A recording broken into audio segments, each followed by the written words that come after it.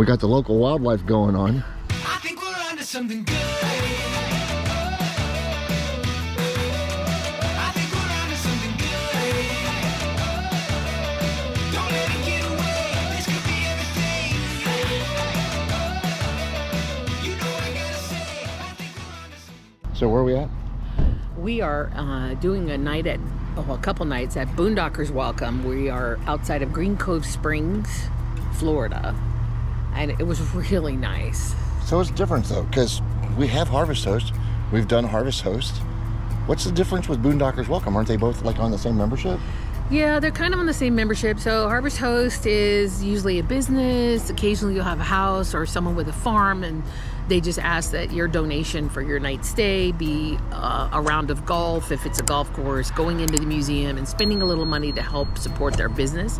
Whereas Boondockers is kind of people with property that also RV that are interested in just, you know, building a community or sharing in the community. And like this nice family that we met, Kathy and Dennis, thank you so much.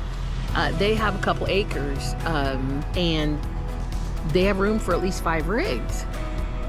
It's just terrible, isn't it? Look at that view. It's just awful, isn't it? And it's been so nice and peaceful, and we've got free-range chickens and roosters that we've been enjoying for the last couple of days, and it's just been a nice, safe place to land. It really has. We'd like to thank Dennis and Kathy for putting this up.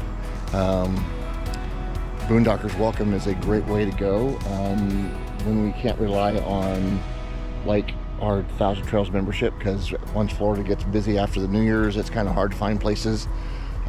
We traveled a little bit up from Green Cove from where we normally are, but it's really cool up here. He's got lots of property. He said they expected to get like 1 or 2 boondockers a month, and since they've started, which is just a couple months ago, they've had over 60. And one of the big differences is Boondockers actually has, some of them have hookups, water or power, or water and power, and even some have the ability to have full hookups. So if you're in one of those situations, even though they don't charge you, it'd be a good idea if you're hooked up to power or something like that along the way, find out what their Venmo is or give them some cash, just something to help them out and appreciate the effort they put into giving us a place to stay, because the rig's set up right here, right next to his shed. We got the local wildlife going on, and we really appreciate having the opportunity to be here. So again, thank you, Dennis and Kathy.